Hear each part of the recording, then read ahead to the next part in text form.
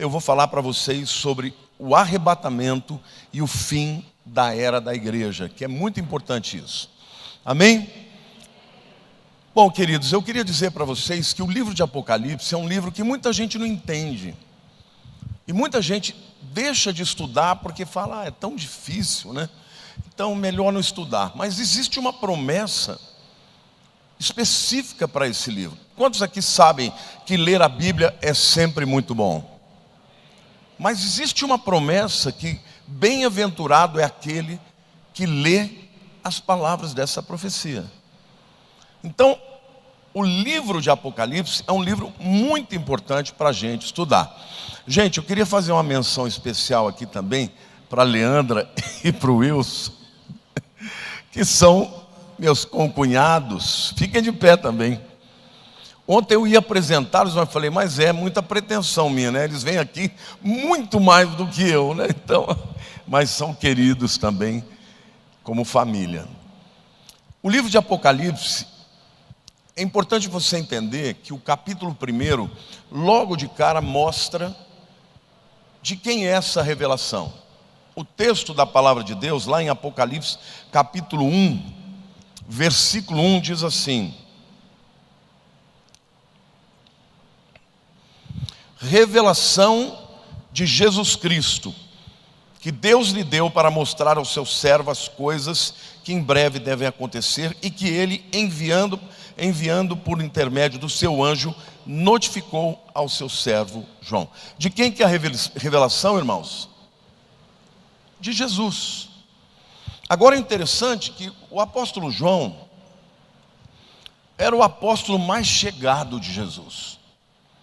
Ele era tão chegado de Jesus que quando ele se refere a si mesmo, ele não fala João, ele fala o apóstolo ou o discípulo a quem Jesus amava. Ele era muito chegado, né? Jesus tinha 12 apóstolos, 3 eram muito próximos e esse era o mais chegado. Agora, João viveu com Jesus 3 anos na terra e ele teve toda a intimidade do mundo. Mas aqui, quando Jesus se revela a ele, Jesus não estava mais naquela forma humana.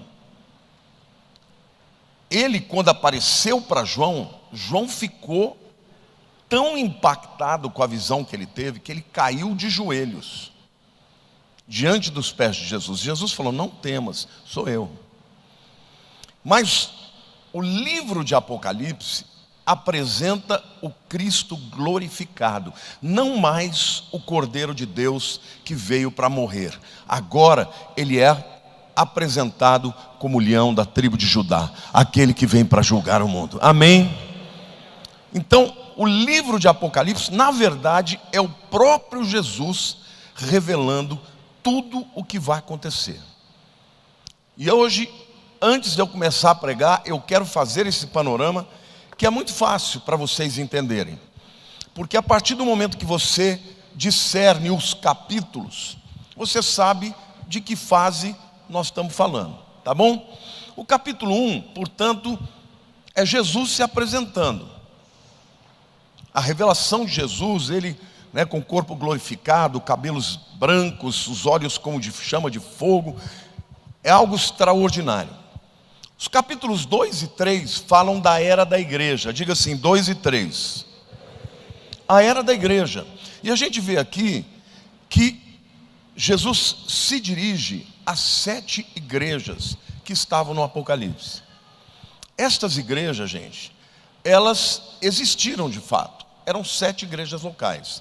Mas elas, cada uma delas, representa um período da igreja de Cristo, desde a igreja primitiva até quando Jesus voltar. Então, logo de cara eu quero dizer para vocês que Filadélfia e Laodiceia são as 2 igrejas que representam o tempo que nós estamos vivendo. A igreja que vai ver o arrebatamento. Eu pelo menos creio assim, tá? A gente não pode afirmar categoricamente, mas é muito provável que seja. Filadélfia, a igreja verdadeira. E Laodiceia, a igreja falsa, que parece que é, mas não é. É uma igreja que Jesus diz: olha, você é morno, não é nem frio nem quente, eu preferia que você fosse frio do que morno, eu estou a ponto de vomitar-te da minha boca. Então, a igreja de Laodiceia é aquela igreja que não vai subir no arrebatamento, é aquela igreja que parece que é, mas é autossuficiente, não ama Jesus, não se interessa por Jesus. E eu não estou falando, né, de uma instituição, como por exemplo a igreja do Nazareno. Aqui dentro tem gente que pertence a Filadélfia e tem gente que pertence a Laodiceia. Como é, pastor? Eu espero que você faça parte de Filadélfia e não de Laodiceia, tá bom? Em cada igreja local existem aqueles que são crentes verdadeiros e aqueles que ainda não são. Então, os capítulos 2 e 3 falam da era da igreja. Diga assim: a era da igreja. O capítulo 4, no versículo 1, João diz assim: eu vi uma porta aberta no céu e ouvi uma voz como de trombeta dizendo: sobe aqui. Ali é o arrebatamento da igreja. Então diga assim, capítulo 1, Jesus se revela. 2 e 3, a era da igreja. 4, arrebatamento. 4, versículo 1. A igreja é arrebatada e imediatamente João vê a sala do trono. Então os capítulos 4 e 5 é a igreja diante do trono de Deus. Depois a gente vai explicar isso melhor. O capítulo 6 começa a abertura dos 7 selos. Mas é importante que você decore que os capítulos 6 a 9 são os 7 anos da tribulação. Tá bom? Diga assim: tribulação. De 6 a 19. E eu vou repetir várias vezes, porque eu quero que você saia daqui sabendo. Por quê? Porque quando você for ler o Apocalipse, você vai saber onde você está. Ah, eu estou no capítulo 1, versículo tal. Ah, Jesus se revelando. Ah, eu estou nos capítulos 2 e 3, a era da igreja. Ah, é o capítulo 4, verso 1, arrebatamento. E o restante dos versículos do capítulo 4 e 5, a igreja perante o trono. 6 a 19, a tribulação. O capítulo 20 é o capítulo em que aparece o milênio. O milênio de Jesus, Satanás é preso, depois passam 1000 anos, Satanás é solto, há uma grande revolta, Satanás busca gente no mundo inteiro e acontece uma outra batalha de Gog e Magog e Satanás é preso. No capítulo 21, então, João começa a enxergar o que vai acontecer nos tempos eternos. Porque no final de Apocalipse 20 tem o juízo final. O juízo final é a última coisa que vai acontecer na terra do jeito que nós estamos hoje. A partir daí são tempos eternos. Então ali a gente vê a nova Jerusalém, a gente vê o céu, vê o rio da vida. Então os capítulos 21 e 22 falam dos tempos eternos. Vamos recapitular? Para depois a gente começar a pregar. Eu vou perguntar e você vai me responder. Capítulo 1. Jesus se revela. 2 e 3. Esse povo é muito inteligente. Capítulo 4, versículo 1. Arrebatamento. E os capítulos 4 e 5. A igreja diante do trono. 6 a 19.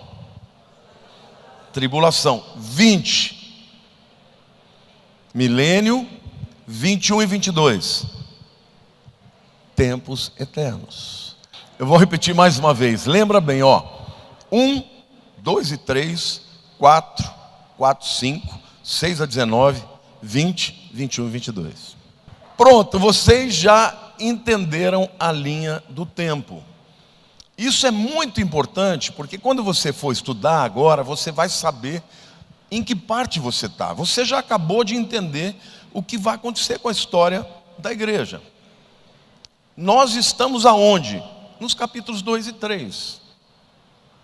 Daqui a pouco vem o arrebatamento. Agora eu vou começar a pregar, porque eu estou dizendo que o próximo evento profético, dentro da narrativa de Deus, é o arrebatamento. Então, o tema da mensagem de hoje, no final você guarda, porque no final eu vou tomar de novo, tá bom? no final, vou perguntar de novo essa sequência, porque isso é tão importante para a gente entender o livro de Apocalipse. Eu quero até aproveitar e sugerir, a mando da minha esposa, vocês sabem, né, que mulher manda na gente. Eu sempre digo para os rapazes que vão casar: você quer mandar ou quer ser feliz? Porque elas vão mandar na gente. Em algum momento você tem que obedecer.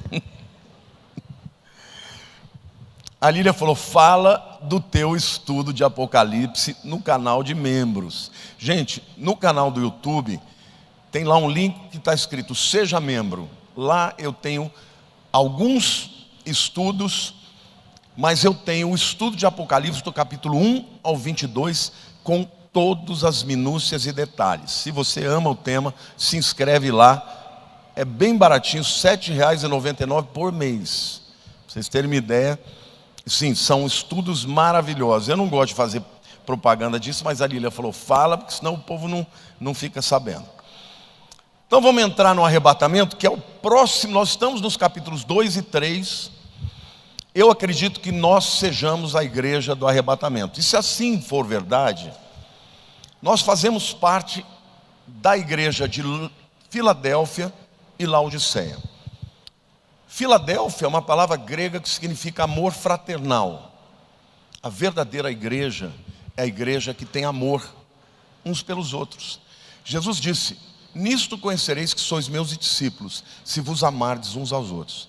Uma igreja sem amor não é a igreja verdadeira. Mas Laodiceia, também no grego, Laos é povo, e Dikeia significa justiça.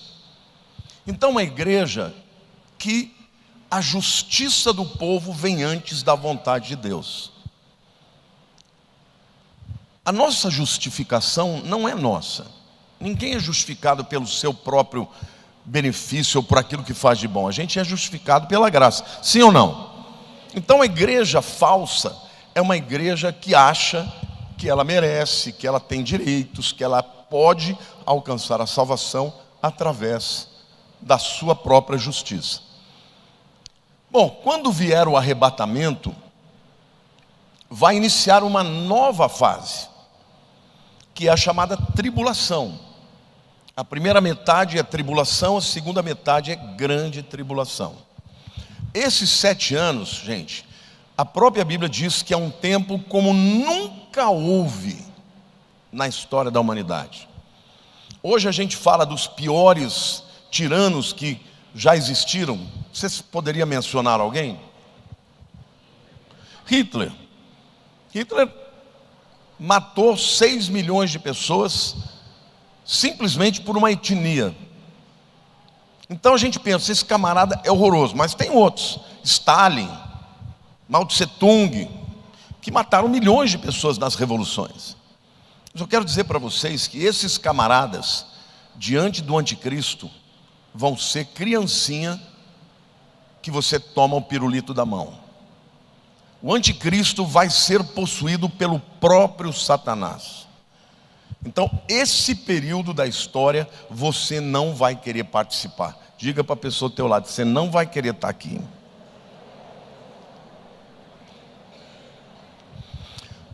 O texto mais clássico do arrebatamento, gente, está lá em 1 Tessalonicenses, capítulo 4. Nós vamos ler os versículos 13 a 18, que diz assim: não queremos, porém, irmãos, que sejais ignorantes com respeito aos que dormem. Está falando dos que morreram, tá? Aqui é um eufemismo.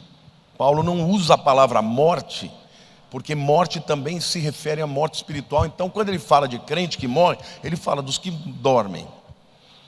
Não quero que vocês sejam ignorantes respeito aos que dormem, para que não vos entristeçais como os demais que não têm esperança.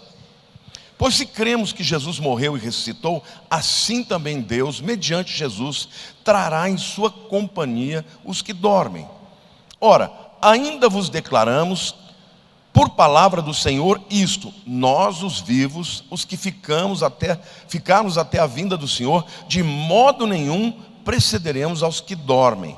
Porquanto o Senhor mesmo, dada a sua palavra de ordem, ouvida a voz do arcanjo e ressoada a trombeta de Deus, descerá dos céus, e os mortos em Cristo ressuscitarão primeiro.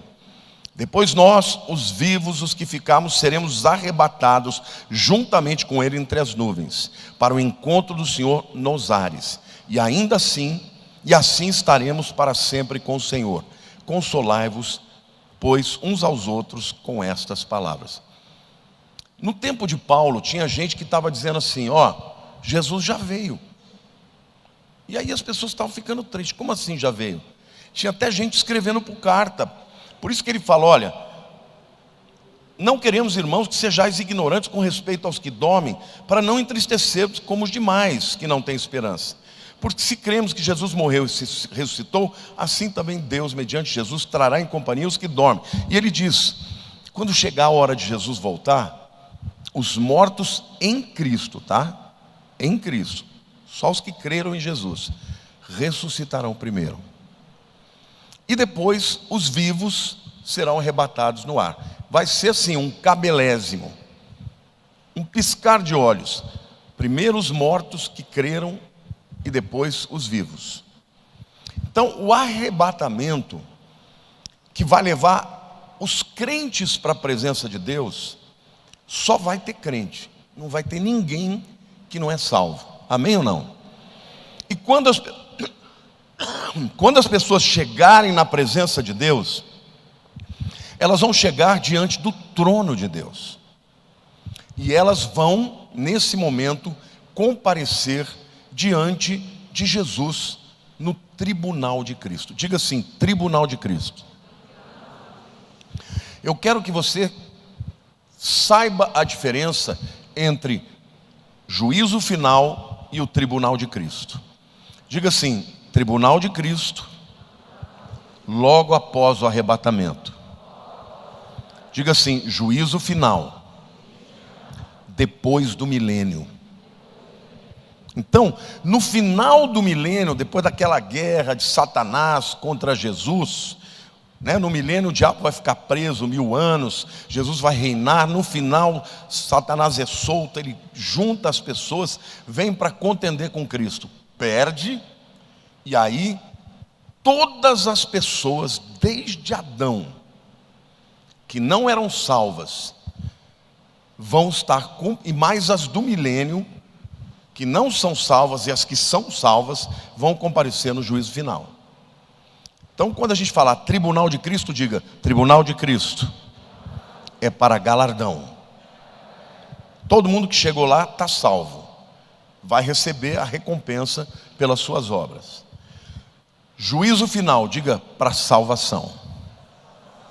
Então, no final do milênio, quando tiver lá o Senhor para julgar, a Bíblia diz que à direita estarão os salvos, à esquerda estarão os perdidos. Tá bom?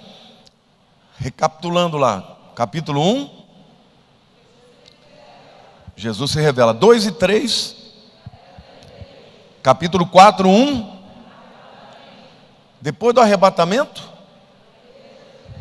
diante do trono. E dentro desse momento de diante do trono, tem o tribunal de Cristo. E eu vou ler para vocês aqui o julgamento dos crentes por suas obras. Mas diga assim: julgamento para galardão, não é para salvação. Eu vou mostrar aqui para vocês. 1 Coríntios 3, versículos 11 a 15. Eles estão projetando aqui os versículos? Vocês estão acompanhando? Não? Então vou ler mais devagar. 1 Coríntios 3, versículos 11 a 15. Porque ninguém pode lançar outro fundamento além do que foi posto, o qual é Jesus Cristo. Contudo, se o que alguém edifica sobre o fundamento é ouro, prata, pedras preciosas, madeira, feno, palha, manifesta se tornará a obra de cada um, pois o dia a demonstrará. Que dia é esse? Quando a gente comparecer perante Jesus. Porque está sendo revelada pelo fogo, e qual seja a obra de cada um, o próprio fogo aprovará. Se permanecer a obra de alguém que sobre o fundamento edificou, esse receberá galardão. Se a obra de alguém se queimar, sofrerá ele dano, mas esse mesmo será salvo, todavia, como que através do fogo. Ele usa uma figura aqui, que vocês vão entender muito bem. O fogo é o instrumento para provar a obra de cada um. Aí ele diz que o fundamento, ninguém pode lançar outro que não seja Cristo. Então diga assim: o fundamento da nossa salvação é Cristo, não tem outro. Camarada é crente, o fundamento da vida dele é Jesus. Só que aí, uma fundação, quando vocês construíram esse templo aqui, quantos viram a fundação aqui? Fundação é o que está para baixo, né? É o que sustenta o edifício. Sem fundação, as paredes não ficam. Então qual é a fundação ou fundamento? Jesus Cristo. Agora, o que você constrói em cima, Paulo diz que são as nossas obras. Só que ele diz que as obras de cada um são semelhantes a alguns materiais. Ele fala madeira, feno, palha, ouro, prata e pedras preciosas.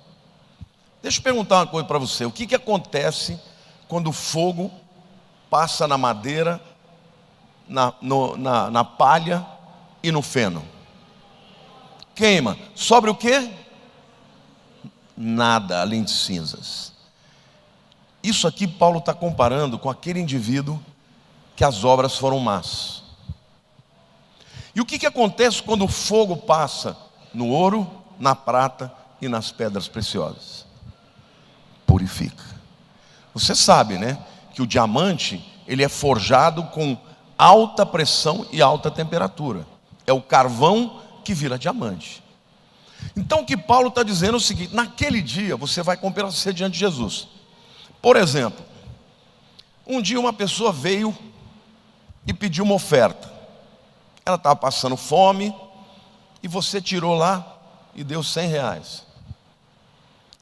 Aquilo é uma boa obra? E se a pessoa, depois de ter dado aquela oferta, ela chega: irmãos, quero dar um testemunho. Fulano de tal estava precisando muito de mim, eu dei R$100 para ele. Glória a Deus. A obra dele virou pó. Então naquele dia, gente, quando você estiver diante de Jesus, tudo que você tiver feito ou falado, obras, ações, palavras, motivações, será julgado perante o fogo. E o fogo que vai passar por aquilo são os olhos de Jesus, como arde como chama de fogo, que vai enxergar mais do que as obras, vai enxergar a intenção do coração. Então naquele dia, todas as nossas obras vão estar diante de nós, diante de Cristo. Algumas vão ser purificadas e outras vão ser queimadas. Mas o que acontece, e se o indivíduo não tiver nenhuma obra, nenhuma, que ficou? O que acontece com ele? Pergunta difícil, né? Alguém pode dizer? Eu vou ler para vocês.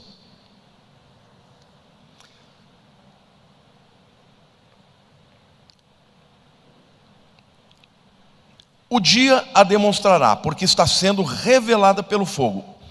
E qual seja a obra de cada um, o próprio fogo provará.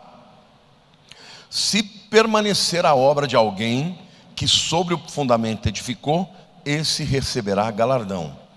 Se a obra de alguém se queimar, sofrerá ele dano ou perda, mas esse mesmo será salvo, todavia, como que através do fogo. Está claro ou não?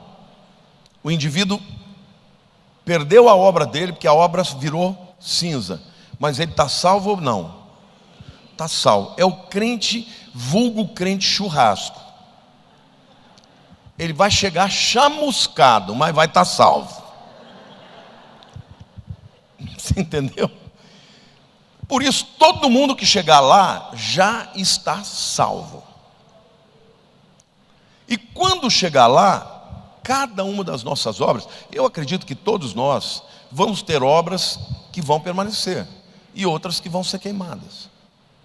Eu não acredito que um crente de verdade não vai ter nada que sobre, mas cada obra vai ser provada pelo fogo. Aquele que a obra permanecer vai receber galardão, recompensa por aquela atitude, por aquela obra. Se a motivação foi errada, queimou, não sobrou nada além de cinzas, mas ele está salvo. Então diga assim: tribunal de Cristo, todos estão salvos. Diga assim: é para galardão, não é para salvação. Amém? Lá em 2 Coríntios, capítulo 5, versículo 10, o apóstolo Paulo diz assim: porque importa que todos nós compareçamos perante o tribunal de Cristo, para que cada um receba segundo o bem ou o mal que tiver feito por meio do corpo. É o mesmo momento, só que aqui ele diz que esse momento do juízo é diante do tribunal de Cristo. E aqui, esta palavra no grego é bemá, diga bemá. Era o pódio. Lá naquele tempo havia a corrida da maratona. O camarada, para chegar no pódio e ganhar a coroa de louro, ele tinha que cruzar a linha de chegada. Se ele tivesse corrido 40 quilômetros, mas não cruzasse a linha final, ele não recebia a coroa de louros. Se ele tivesse cruzado a linha final, ele ia receber a coroa de louros. E ele comparecia para receber a coroa diante do Bemá, que é o tribunal de Cristo. Então isso significa que o crente, para receber a coroa, ele tem que começar crente e ir até o fim. Esse negócio de começar e depois desistir não vai estar lá, tá bom? E mesmo se ele chegar lá, quando ele for julgado, as obras são para recompensa. Então, meu irmão, no dia do arrebatamento, quando você olhar para o lado e falar, já cheguei, você já pode dizer um ufa, não tem mais perigo. Eu não sei o que eu vou receber, mas que eu vou estar salvo, eu estou salvo. Então, gente, esse julgamento acontece logo após o arrebatamento. O fogo vai provar as nossas obras. Alguns terão mais galardão, outros terão menos. Pastor, mas o que é o galardão? Ninguém sabe. Nós vamos descobrir lá. Existem algumas possibilidades, mas eu não vou mencionar aqui, senão vai gastar muito tempo. Agora, o que a Bíblia diz, que haverá diferentes coroas. Vejam como ele está usando toda a metáfora da corrida. O camarada que vencia não era o que chegava em primeiro, era o que cruzava a linha. É interessante porque na maratona mais importante é cruzar a linha. Até o último que chegar é um vencedor, porque ele cruzou a linha. Aí ele estaria diante do pódio, que é o Bemá, que é o tribunal de Cristo. Ali ele ia receber a coroa. E a Bíblia menciona algumas coroas, mas eu creio que tem mais. Haverá diferentes coroas como galardão. A primeira que eu quero citar é a coroa incorruptível da vitória. Em 1 Coríntios 9, 25 diz assim: todo atleta, de novo, está usando a metáfora da maratona. Todo atleta em tudo se domina. Aqueles, ou seja, os atletas de verdade que estão correndo a maratona, para alcançar uma coroa corruptível. Nós, porém, a incorruptível. Portanto, gente, a primeira coroa é a coroa da vitória. É a coroa de quem cruzou a linha. Quantos aqui vão cruzar a linha e vão até o final? A Bíblia diz: ser fiel até a morte e dar-te-ei a coroa da vida. Tem que ser até o fim. Você tem que crer e continuar crendo até o fim, para poder receber a coroa da vitória, que é incorruptível. Por quê? Porque a coroa daquele tempo era uma coroa de louros.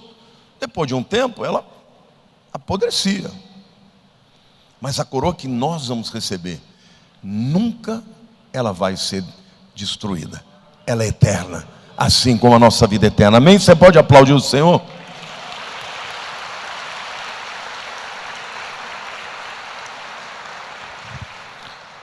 A segunda coroa, que representa um segundo tipo de galardão, é a coroa da vida, também chamada de coroa dos mártires. Lá em Apocalipse 2:10 diz assim: não temas as coisas que tens que sofrer. Eis que o diabo está para lançar em prisão alguns dentre vós, para ser postos à prova, e tereis tribulação de 10 dias. Ser fiel até a morte, e dar-te-ei a coroa da vida. No tempo que nós estamos vivendo, muitas pessoas perderam a vida por causa de Jesus. Eu conheço um pastor, pastor Elias Dantas, que ele tem um ministério na Síria.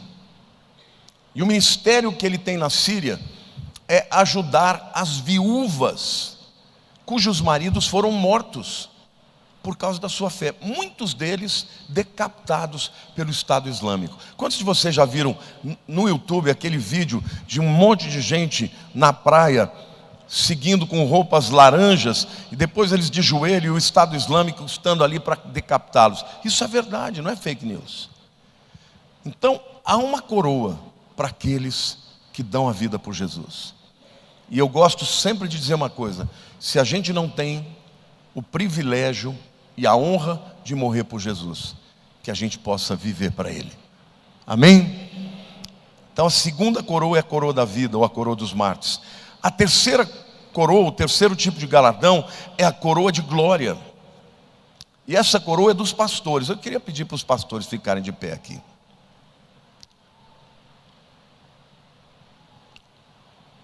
Tem algumas pessoas ainda que não têm o título de pastor, mas já tem o ministério de pastor. Eu vou ler para vocês e você talvez vai se encontrar aqui. 1 Pedro 5, de 2 a 4. Pastoreai o rebanho de Deus que há entre vós, não por constrangimento, mas espontaneamente como Deus quer. Nem por sorte da ganância, mas de boa vontade. Nem como dominadores dos que vos foram confiados, antes tornando-vos modelos do rebanho. Ora, logo que o Supremo Pastor se manifestar, recebereis a imarcessível coroa da glória. Não é maravilhoso, irmãos? Eu queria que a igreja aplaudisse os pastores aí. Muito obrigado.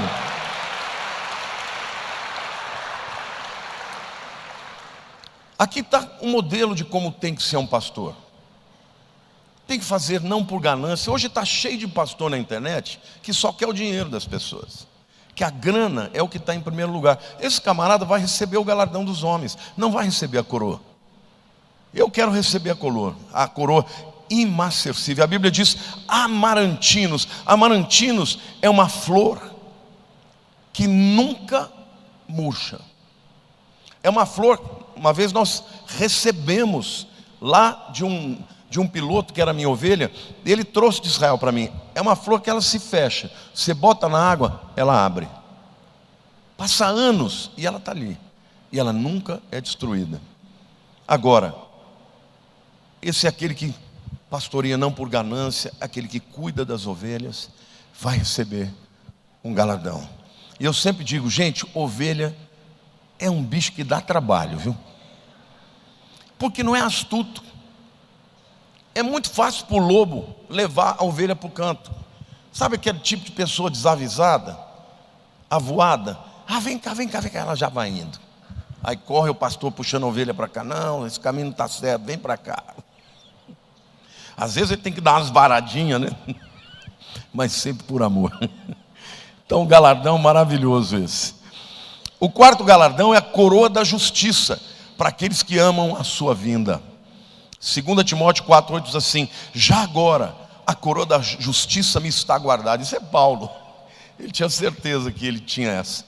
A qual o Senhor, reto juiz, me dará naquele dia. E não somente a mim, mas também a todos que amam a sua vinda. Você ama a vinda de Jesus? Você é daqueles que fala Maranata? Você tem a coroa da justiça, para aqueles que amam a sua vinda. Então, querido, como é que você vai amar a vinda de Jesus se você não estudar sobre isso? Quanto mais você estudar, mais você vai amar. E quando você ama, você recebe uma coroa. Interessante que Paulo, ele não falou que ele tinha as outras coroas, mas essa ele falou. Por quê? Porque ele amava a vinda de Jesus. A quinta coroa que a Bíblia fala é a coroa da alegria, para aqueles que ganham almas. 1 Tessalonicenses 2,19 diz assim: pois quem é a nossa esperança ou alegria, ou coroa em quem exultamos na presença do Senhor Jesus, em sua vinda, não são vós. Vós sois realmente a nossa glória e a nossa alegria. Aleluia.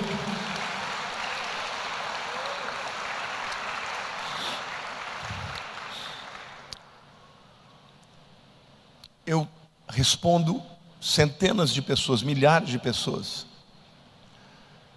Eu não respondo, tem gente que me pergunta: eu tive um sonho. E aí vem com aqueles sonhos que nem o próprio Deus vai conseguir revelar. Eu não respondo uma coisa dessa, porque eu não sou a pessoa mais sábia do mundo. Mas quando alguém fala: pastor, estou querendo tirar minha vida. Ô pastor, eu aceitei Jesus, eu estou com depressão, o que eu faço? Essas pessoas eu respondo. Porque eu falo para Deus: um dia quando eu chegar lá, eu quero ver as ovelhas que vão dizer: eu cheguei aqui porque você pregou o evangelho para mim, e eles serão a minha alegria e a minha coroa. Amém? Então pregue o evangelho, não é só para os pastores, é para todo aquele que ganha almas para Jesus. Amém? Então, o momento do tribunal de Cristo, gente, vai ser um momento que vai ter choro e vai ter alegria. A Bíblia diz que Ele enxugará toda lágrima do rosto das pessoas. Eu fico pensando como é que vai ser você estar diante do Senhor, sabendo que você não pode esconder nada diante dele. Nenhuma palavra, nenhum sentimento, tudo que você fez, até o que você não imaginava, vai ser exposto diante de nós, na presença dele. E embora estará toda aquela multidão de pessoas, cada um vai ter um encontro tete a tete com ele, ao mesmo tempo.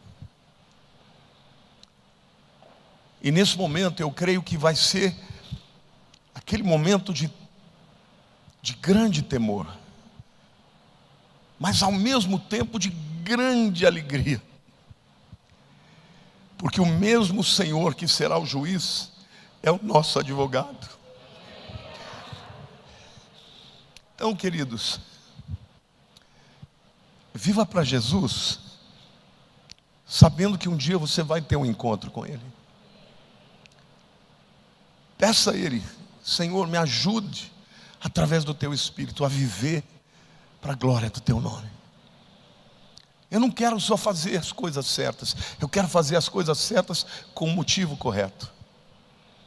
Porque eu quero naquele dia ouvir: filho, foste fiel no pouco, sobre o muito te colocarei, entra no gozo do teu Senhor. Amém? Glória a Deus.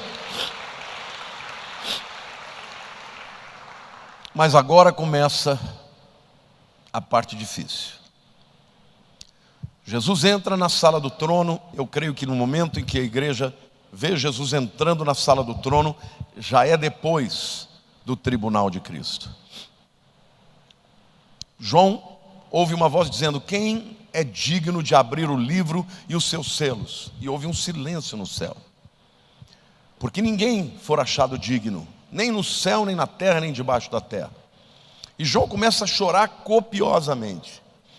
E ele ouve uma voz dizendo: não chores, porque o leão da tribo de Judá, o cordeiro que foi morto, é digno de abrir os livros, porque compraste com o seu sangue homens de toda tribo, língua e nação.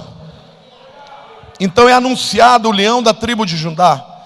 Mas quando ele entra na sala do trono, João olha e vê alguém como um cordeiro que foi morto, com as vestes salpicadas de sangue. E Jesus então, eu preguei certa vez uma mensagem chamada do Cordeiro Leão, porque ele é o leão da tribo de Judá, mas para nós ele sempre será o cordeiro. Todas as vezes que nós olharmos para as suas mãos e o sinal dos cravos, e nós vemos isso, nós diremos: Ele me salvou. Eu não estou aqui porque eu mereci, eu estou aqui porque Ele me salvou, porque Ele morreu no meu lugar, Ele morreu a minha condenação, e hoje eu posso estar aqui. Amém, irmã igreja?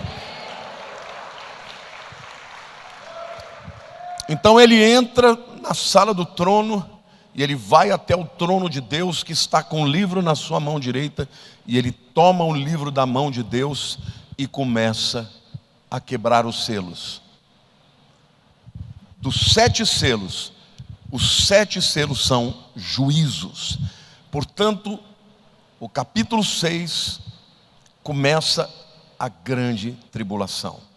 Os capítulos 4 e 5, na verdade, João está sendo arrebatado para o céu e ele está vendo o destino dos salvos. Mas no 6 ao 19, ele começa a descrever o que vai acontecer aqui na terra. A grande tribulação. Amém? E eu vou descrever para vocês os 7 selos, o que serão. O primeiro selo, irmãos, é o cavalo branco. Está lá em Apocalipse 6, de 1 a 2. Vi quando o cordeiro abriu um dos 7 selos. Quem abriu? O cordeiro. Um dos 7 selos, e ouvi um dos 4 seres viventes dizendo, como se fosse voz de trovão: vem. Vi então, e eis um cavalo branco, e o seu cavaleiro com um arco, e foi-lhe dado uma coroa, e ele saiu vencendo para vencer. Algumas pessoas interpretam erradamente o cavalo branco como se fosse Cristo. Não pode ser Cristo. Cristo está quebrando o selo, está enviando o cavaleiro branco. Ele não é o cavalo branco, ele é o que está quebrando o selo. E tem um detalhe: ele sai para vencer, mas ele vem para promover uma paz mundial. Este é o anticristo. Só que a paz dele é uma paz de Araque, que não vai durar. Não pode ser Cristo, porque o que Cristo estabelece, acontece. Então o cavalo branco é um líder mundial que proporá uma falsa paz. Ele terá autorização de todas as autoridades mundiais para resolver uma grande crise. E a própria crise da grande tribulação. A Bíblia diz no livro de Apocalipse que ele será um dentre os 10 chifres, que representam 10 etnias. Então, quando o livro de Daniel, no capítulo 9, versículos 24 em diante, fala das 70 semanas de Daniel, a última das semanas, semana de anos, começa com um acordo de paz que esse camarada vai fazer. Então, o cavalo branco, gente, é o anticristo promovendo uma paz. Essa paz mundial, para ela ser realizada, o argumento dele é o seguinte: o que promove guerra? Quantos aqui acham que guerra pode ser promovida por causa de dinheiro? Sim ou não? E quem tem mais dinheiro é mais forte do que o outro. Então uma das coisas que o anticristo vai fazer é uma moeda única. Vai acabar a diferença de câmbio de dólar para real, para ien, para euro. É uma moeda única, para que as nações negociem em igualdade. Quantos aqui acham que você faz guerra por causa de religião?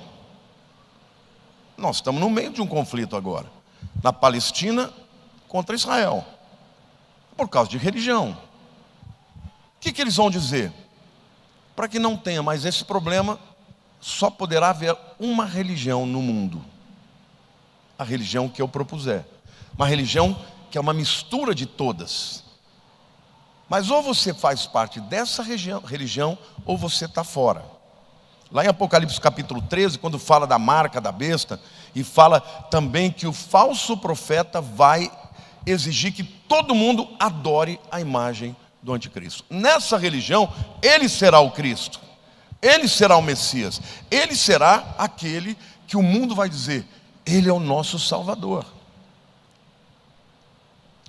Só que a Bíblia diz que que porque o povo não acreditou na verdade, Deus enviará a operação do erro, para que creiam na mentira. Então, quando uma pessoa hoje diz não para Jesus, você conhece alguém que você prega e a pessoa não quer de jeito nenhum? Essa pessoa vai invocar o anticristo. Ela vai aceitar o anticristo, porque ele operará no engano. Então, o anticristo, o primeiro selo é literalmente, o cavalo branco é o anticristo. Daniel 9:27 diz: ele fará firme aliança com muitos, por uma semana de anos. Na metade da semana fará cessar o sacrifício e a oferta de manjares. Ora, os sacrifícios e as ofertas eram feitas no templo. Então, esse acordo de paz vai exigir que o templo em Israel seja reconstruído. Vocês já ouviram falar do terceiro templo? Quantos já ouviram falar? O primeiro foi o de Salomão. O segundo foi o de Zorobabel e de Esdras. O terceiro vai ser o do anticristo. E lá em Israel, eles já estão com a planta completa do terceiro templo. Todos os utensílios do templo já estão prontos. Os sacerdotes de família sacerdotal já estão no deserto fazendo os sacrifícios. Só falta vir o Messias. Quando eu estava lá em Israel, eu via um cartaz em todo lugar, escrito em hebraico, Hamelech Hamashiach Yehi. Eu entendo hebraico, eu falei, o rei Messias virá, ou vem. Eu perguntava para as pessoas, ninguém me respondia. Até que eu perguntei para a Aline do canal Aline, quantos aqui conhecem? Falei, Aline, por que eles estão anunciando o Messias? Não, tem um grupo que acha que ele já veio, tem um outro grupo que está muito próximo. Irmãos, está muito próximo esse acordo de paz. Só que o acordo de paz não acontecerá antes que a igreja seja arrebatada. A igreja é arrebatada no capítulo 4, versículo 1. O primeiro selo está no capítulo 6. Ou seja, primeiro a igreja é arrebatada, depois o acordo de paz será feito. Amém? Glória a Deus, você pode dizer aleluia? Pode aplaudir.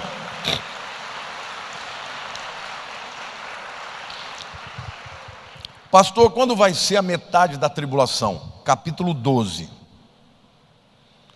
Depois você lê lá, capítulo 12, quando Satanás tem uma guerra no céu contra o arcanjo Miguel, e ele é expulso definitivamente do céu, e ele cai na terra. Ali começa a segunda metade da grande tribulação.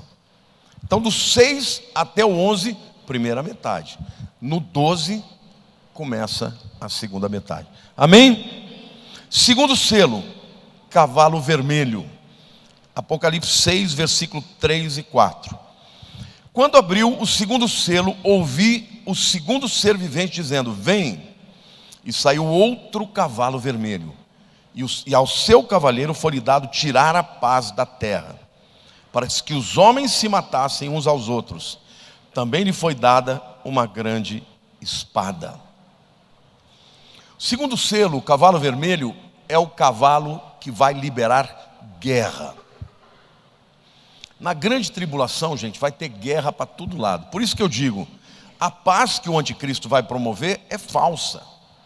Vai continuar havendo guerra. Entendeu? E aí, hoje, quando a gente vê o que está acontecendo no mundo, muita gente fala, pastor, mas nós já não estamos na grande tribulação. Não. Jesus disse que isso tudo é só o princípio de dores. Por exemplo, nós estamos vivendo num tempo de guerras. Isso é só fichinha para o que vai acontecer na grande tribulação. Nós já tivemos uma pestilência agora, uma pandemia, sim ou não? Um vírus letal, matou muita gente. Fichinha perante os vírus que acontecerão na grande tribulação. Então, tudo que está acontecendo hoje acontecerá na grande tribulação de uma forma muito mais intensa. E o segundo selo libera o cavalo vermelho, porque representa o derramamento de sangue. E foi-lhe dada uma espada. Espada, nas escrituras, sempre é símbolo de guerra. Então, gente, lá na frente eu vou dizer para vocês que um dos players, um dos personagens importantes na grande tribulação vai ser o islamismo. Quando chegar lá eu explico para vocês, mas já quero aqui começar a apresentar essa ideia. O terceiro selo, gente, é o cavalo preto. Apocalipse 6, 5, 6 diz assim: quando abriu o terceiro selo, quem está abrindo os selos, irmãos? Jesus.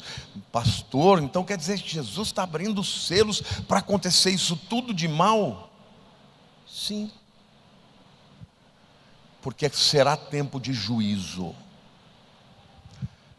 Lá em Apocalipse 3,10 diz que, lembra quando eu citei ontem? Porque guardaste a palavra da minha perseverança, eu vos guardarei da hora da grande tribulação que vem sobre todo mundo para provar os moradores da terra. Gente, não é o diabo que vai estar cheio de poder na grande tribulação, é Jesus. É Ele que está abrindo os selos e dizendo: agora o juízo é esse.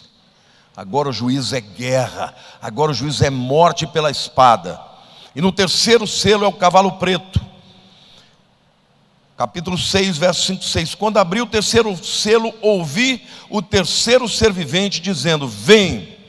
Então vi, e eis um cavalo preto, e o seu cavaleiro com uma balança na mão. E ouvi uma como que voz no meio dos quatro seres viventes, dizendo: uma medida de trigo por 1 denário, 3 medidas de cevada por 1 denário, e não danifiqueis o azeite e o vinho.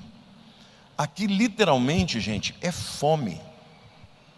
O que acontece como consequência de guerra?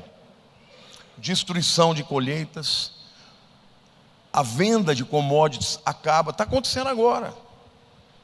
Por quê? Porque as exportações não vão acontecer naturalmente, vai ter guerra em tudo quanto é lado, campos vão ser destruídos. Por exemplo, na Segunda Guerra Mundial, quando a Alemanha foi entrando na Rússia, a Rússia ia entrando para dentro do seu território e atraindo os alemães. Só que o que eles faziam? Eles queimavam todos os campos, queimavam todas as casas, os maquinários. Quando os alemães chegavam, o que eles encontravam? Uma terra devastada. E ali Hitler perdeu a guerra, porque ele invadiu no inverno e os soldados alemães não tinham o preparo que os russos tinham para enfrentar o inverno. Guerra faz isso, acaba com recursos, acaba com comida, e vai ser um tempo de muita fome, e muita gente vai morrer por causa disso. Então haverá um colapso da economia e escassez dos alimentos. Inflação, porque quando falta comida, a comida sobe de preço. Ali ele fala, né? Uma medida,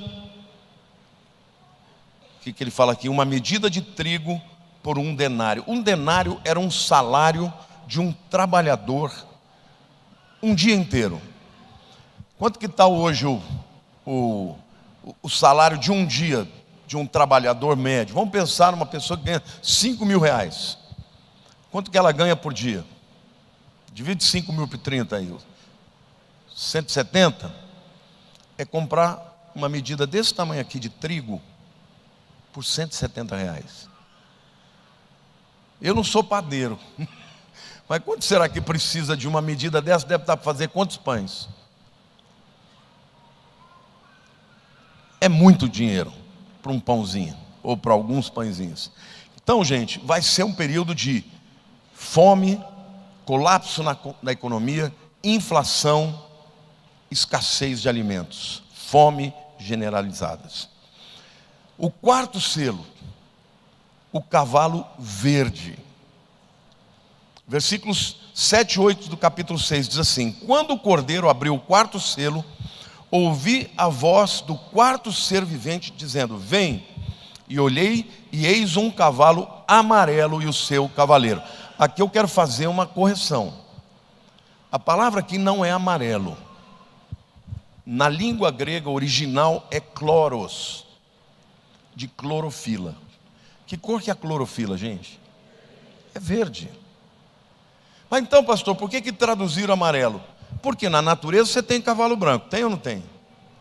Tem cavalo vermelho? Tem cavalo preto? E cavalo verde tem? Não. Então o tradutor falou: não pode ser verde, eu vou botar pálido. Não, é cavalo verde. Mas o que João está vendo, gente? Ele está vendo um cavalo verde. Eu trouxe, alguns anos atrás, uma interpretação que hoje já tem muita gente que estuda Apocalipse que está repetindo. Eu penso aqui que é o Islã.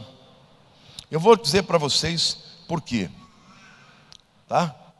O texto diz: olhei e eis um cavalo, eu vou traduzir por verde, e o seu cavaleiro, sendo esse chamado Morte, e o inferno estava seguindo, e foi-lhes dada autoridade sobre a quarta parte da terra para matar a espada, pela fome, com a mortandade e por meio das feras da terra. Veja, esse cavaleiro, gente, ele vai matar, tem autoridade para matar 1/4 de toda a população da terra.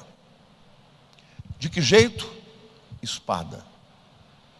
Quando você estuda o islamismo, você saiba que o Islã, ele prega que no final do mundo virá o 12º imã, chamado de Mahdi. Já ouviram falar disso? Esse camarada vai implantar a guerra final, que é chamada de jihad. Já ouviram falar de jihad? Jihad é guerra santa. E eles dizem que esse imã, quem não se converter ao islamismo, vai ser decapitado. Então, eu acredito que esse cavalo verde aqui é o Islã. E por isso há uma grande possibilidade de que ele, o anticristo, provavelmente ele terá um viés islamita, o descendente de islamita. Por quê? Porque lá no livro de Daniel, quando fala do anticristo, diz que ele não terá respeito pelas mulheres. Em que cultura em que as mulheres valem menos do que os homens? Vocês sabiam que em países onde o islamismo é levado a sério, o testemunho de uma mulher não vale como do homem? Tem que ter 2 mulheres para confrontar um homem. Mulheres não podem estudar. O Boko Haram persegue e mata crianças, meninas, porque estão estudando. Sabe o que é Boko Haram? É o pecado do ensino. Então, eu entendo que esse 12º imã, o Mahdi, nada mais é do que o anticristo. Eu tenho um estudo na internet mostrando o paralelo do Mahdi com o anticristo. Eles são muito parecidos. Não terá respeito pelas mulheres, terá uma boca blasfema e muitas outras características. Então, o que eu acredito que o cavalo branco é o anticristo, o cavalo vermelho são guerras, o cavalo preto é a fome e o crash, o abalo da economia, e o cavalo verde é uma somatória de todos esses. Mas pastor, por que o verde é o Islã? Se você fizer uma pesquisa na internet, todas as nações, ou pelo menos 90% das nações islâmicas, têm o verde na sua bandeira. Já viram isso? E o verde é a cor do Islã. Se você já viu uma nação onde tem aqueles minaretes, que são aquele lugar onde a pessoa vai lá chamar para as orações, a luz é sempre verde, em todas as nações. Minha impressão, mas obviamente eu tenho que ser sincero e dizer que não dá para cravar 100%. Então, gente, é muito provável que o anticristo seja alguém que tenha uma aliança, que tenha pelo menos uma tendência a acreditar no Islã como a sua própria religião. Provavelmente ele terá uma também raiz judaica, porque senão o povo judeu não aceitaria. Mas ele será um homem que vem com uma mensagem de engano, e muitos vão ser enganados por ele. O 5º selo diz assim: quando ele abriu o quinto selo, vi debaixo do altar as almas daqueles que tinham sido mortos por causa da palavra de Deus e por causa do testemunho que sustentavam. Clamaram em grande voz, dizendo: até quando, soberano Senhor, santo e verdadeiro, não julgas nem vingas o nosso sangue dos que habitam sobre a terra? Então a cada um deles foi dada uma vestidura branca, e lhes disseram que repousasse ainda por um pouco tempo, até que também se completasse o número dos seus conservos e seus irmãos, que iam ser mortos, como igualmente eles foram. Quantos aqui aceitaram Jesus e não tiveram que pagar com a vida por isso? Esse é o tempo de graça que tem sobre a igreja. O máximo que a gente no Brasil aqui sofre é alguém dizer: seu crentinho, perseguir você no emprego. Quantos já foram perseguidos assim? Gente, é ficha. Diga assim: é fichinha. Nesse tempo não vai ser assim não. Nesse tempo, o camarada que aceitar Jesus e não aceitar o número da besta, ele vai ter que fugir, porque se não fugir, ele vai ser morto. E vamos supor que exista alguém aqui, tomara que não exista, alguém na internet, aqui todo mundo vai subir. Vamos supor que o camarada ouviu falar disso e não acreditou. Jesus veio, ele não subiu. Aí ele entra na grande tribulação. Ele é malandro, ele é esperto. Aí chega o anticristo e fala assim: recebe a marca. E ele pensa assim: Deus, tu sabes que é de Araque. Eu vou aceitar a marca, mas não é de verdade.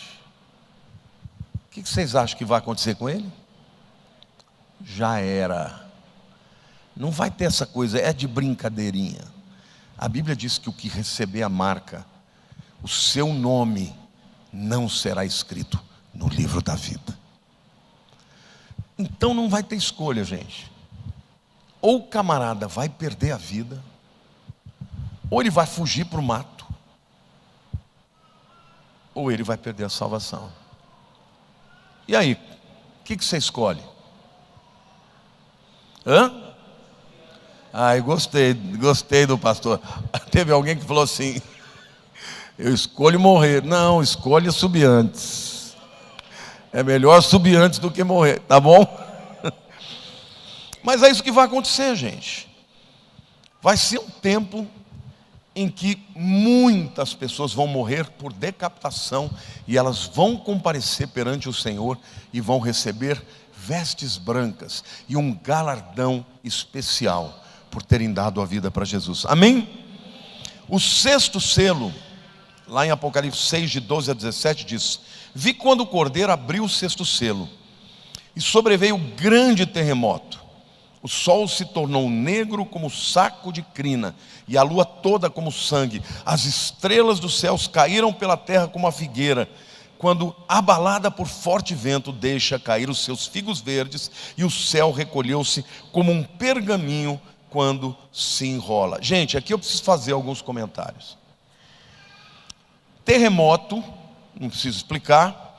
Sol se tornou negro como saco. Eclipse solar. Quantos já viram um eclipse? O sol fica negro. Então vai ter um eclipse solar. E a lua como de sangue. Eclipse lunar. Quantos já viram as luas de sangue? Deus vai mandar sinais para este selo, né? O sexto selo. Um terremoto, um eclipse solar, um eclipse lunar. E aí diz: as estrelas dos céus caíram pela terra como a figueira quando abalada pelo vento forte. O que é isso? Chuva de meteoros. Vai cair sobre a terra. E o texto diz que ainda, né, o céu recolheu-se como um pergaminho quando se enrola. Então todos os montes e ilhas foram movidos do seu lugar. Alguns acreditam que vai ser uma movimentação de todas as placas tectônicas da Terra. E além disso, muito provavelmente por causa de uma guerra nuclear, os elementos se desfarão. Então vai ser uma conjunção de fatores de juízo de Deus, gente. Terremoto, eclipse solar, eclipse lunar, meteoros caindo sobre a Terra e muito provavelmente uma guerra nuclear alterando os elementos dos céus. E aí diz: então os montes e ilhas foram movidos do seu lugar. Os reis da terra, os grandes, os comandantes, os ricos, os poderosos, de todo escravo e livre, diga assim, todo mundo, se esconderam nas cavernas e nos penhascos dos montes, e disseram aos montes e aos rochedos: caí sobre nós e escondei-nos da face daquele que se assenta no trono e da ira do Cordeiro, porque chegou o grande dia da sua ira, e quem é que pode suster-se? Esconder nos montes, o que é isso? Nas cavernas. Alguns dizem que são essas cavernas subterrâneas que são construídas hoje. Os Estados Unidos tem praticamente no país inteiro, com todo tipo de suprimento, alimento, para o camarada ficar lá 5 anos suportando uma guerra nuclear. Mas o fato é que no mundo inteiro as pessoas vão reconhecer que esse é um tempo de ira de quem? Daquele, a ira do Cordeiro e daquele que se assenta no trono. E o texto diz: caí sobre nós e escondei-nos da face daquele que se assenta no trono e da ira do Cordeiro. Em outros lugares do Apocalipse diz: porém não se arrependeram para dar glória para Deus. Gente, mesmo com esse juízo de Deus, vai ter gente que não vai clamar a Jesus e não vai pedir perdão. É aquela pessoa que é dura de coração e mesmo com todas as evidências vai dizer não. E aí vem o último selo, capítulo 7, versículos 1 a 8. Depois disso vi 4 anjos em pé nos 4 cantos da terra, conservando seguros os 4 ventos da terra, para que nenhum vento soprasse sobre a terra, nem sobre o mar, nem sobre árvore alguma. Já imaginaram o calor que vai fazer? Vi outro anjo que subia da nascente do sol, ou seja, do oriente, tendo o selo do Deus vivo, e clamou em grande voz os 4 anjos, aqueles aos quais fora dado fazer dano à terra e o mar, dizendo: não danifiqueis nem a terra, nem o mar, nem as árvores, até selarmos na fronte os servos do nosso Deus. Então ouvi o número dos que foram selados, que era 144.000 de todas as tribos dos filhos de Israel. Da tribo de Judá foram selados 12.000, da tribo de Ruben 12.000, da tribo de Gade 12.000, da tribo de Azer 12.000, da tribo de Naftali 12.000, da tribo de Manassés 12.000, da tribo de Simeão 12.000, da tribo de Levi 12.000, da tribo de Sacar 12.000, da tribo de Zebulon 12.000, da tribo de José 12.000, da tribo de Benjamim foram selados 12.000. Aqui eu quero fazer um comentário. Os testemunhas de Jeová acreditam que esses 144.000, estou até envergonhado de falar na frente deles, porque eles sabem muito mais que eu, né? Que esses 144.000 é o número dos que vão ser salvos na terra, é isso? Não vai ter ninguém mais além dos 144.000.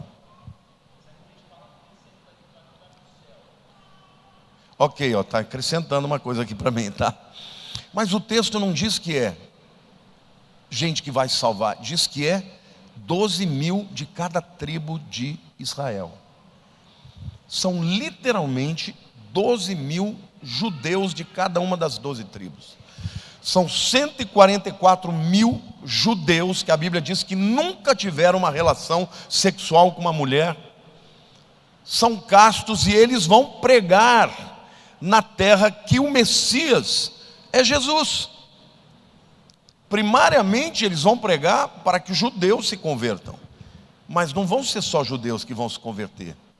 Porque lá nos versículos 9 a 12 do capítulo 7 diz assim: depois dessas coisas vi, e eis uma grande multidão que ninguém podia enumerar, e todas as nações, tribos, povos e línguas, em pé diante do trono e diante do Cordeiro, vestidos de vestiduras brancas, com palmas nas mãos, e clamavam em grande voz, dizendo: ao nosso Deus que se assenta no trono e ao Cordeiro pertence a salvação E todos os anjos estavam em pé, rodeando o trono, os anciãos e os 4 seres viventes, e ante o trono se prostravam sobre o seu rosto e adoravam a Deus, dizendo: Amém. Louvor e glória, e sabedoria, as ações de graças, e a honra e o poder e a força sejam ao nosso Deus pelo século dos séculos. Amém. Então, queridos, no capítulo 7, quando fala do último selo, João vê a salvação acontecendo no meio da grande tribulação. Primeiro 144 mil judeus, para pregar para os judeus, mas na sua pregação também milhões e milhões e milhões de salvos de toda a tribo, de toda a língua e de toda a nação, glorificando a Deus. Então você fala, o diabo vai estar tomando conta? Não, ele vai perder também na grande tribulação, porque Deus vai salvar milhões e milhões de pessoas que vão clamar a Deus. E o texto diz aqui, eu não sei quantos de vocês se lembram daquele: grandes são as suas obras. Lembra desse cântico? Senhor Todo-Poderoso. Lembram? Quantos lembram? Justos e verdadeiros são os seus caminhos, ó Reis das nações. Quem não temerá, quem não glorificará teu nome. Lembram disso? É desse texto aqui esse cântico. Então vocês já imaginaram o coro de milhões e milhões de pessoas cantando e glorificando ao Cordeiro, ao Rei das nações? Quem não temerá, quem não glorificará o seu nome? Amém, igreja? É a igreja clamando nos céus e na terra, os últimos que vão se salvar, glorificando a Deus. E eles vão entoar o cântico dizendo: amém, o louvor, a glória, a sabedoria e as ações de graças, e a honra e o poder e a força sejam ao nosso Deus pelos séculos dos séculos. Amém. Depois dos 7 selos, vem as 7 trombetas, as 7 taças. No final do capítulo 19, é a batalha do Armagedon, quando os exércitos do anticristo se reúnem, entram, invadem o território de Israel para destruir Israel. E o Senhor aparece no céu com as mãos feridas, e eles olham, e eles veem as mãos feridas. Ele diz: o que é isso nas suas mãos? Como foi que aconteceu? E o Senhor vai dizer do céu: essas são as mãos que fui ferido na casa dos meus amigos. E a Bíblia diz que haverá um grande choro em Jerusalém e em Israel, e todo Israel invocará o nome de Jesus. Respondendo à pergunta daquela irmã: o que significa todo Israel vai ser salvo? Nesse momento, todo Israel que estará lá, né, cercado pelo anticristo, vai dizer: Yeshua HaMashiach, Jesus é o Messias. E Jesus desce dos céus. A Bíblia diz que sai uma espada da sua boca, que ele ferirá o anticristo e o falso profeta. E, queridos, instantaneamente, todos os que estão contra Jesus vão morrer na hora. Todos. Com a palavra da sua boca. Não vai ter guerra. Pela palavra da sua boca, ele vai enviar o anticristo e o falso profeta para o lago de fogo. Vão morrer todos instantaneamente. E aí, no final desses 7 anos, chega o momento da primeira ressurreição, no capítulo 20 de Apocalipse. Bem-aventurados são aqueles que fazem parte da primeira ressurreição. Que ressurreição é essa, gente? São todos os mortos da grande tribulação que foram salvos. Ali eles vão receber o mesmo corpo glorificado que a igreja recebeu no arrebatamento, só que 7 anos depois. Amém? Bem-aventurados, porque eles vão entrar, segundo Apocalipse 20, e vão reinar com Cristo por 1000 anos. Glória a Deus. Então essa é a grande tribulação. Eu quero recapitular com vocês aqui. Capítulo 1. Jesus se revela. 2 e 3. A era da igreja que nós estamos. Capítulo 4, verso 1. Capítulos 4 e 5. Olha, esse povo está muito firme. 6 a 19. A tribulação. Capítulo 20. Milênio, a primeira ressurreição. Satanás é preso, e no final é solto. Tem a guerra, Gog e Magog, ele é expulso. Todos morrem. 21 e 22. Tempos eternos. Vocês já sabem tudo, gente. Parabéns, aplausos para vocês aí.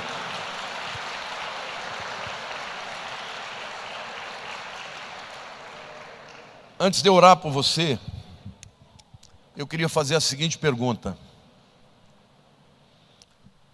qual é o papel da igreja hoje?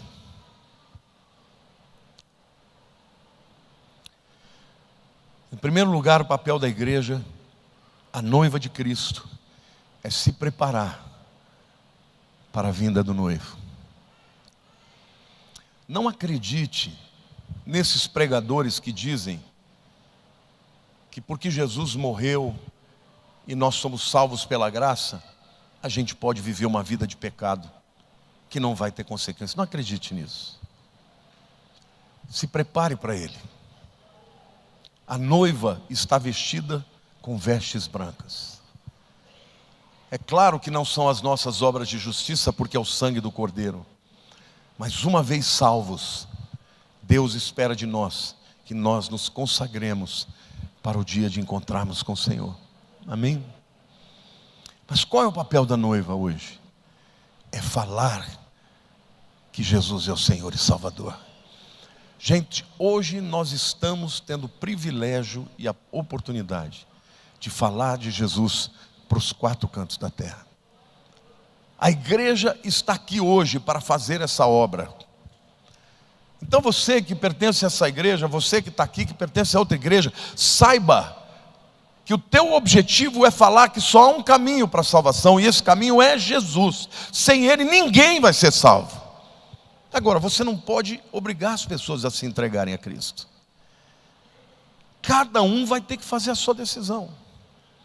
E naquele dia, quando você estiver diante dele, Jesus disse: aquele que me confessar diante dos homens, eu o confessarei diante dos anjos do meu Pai.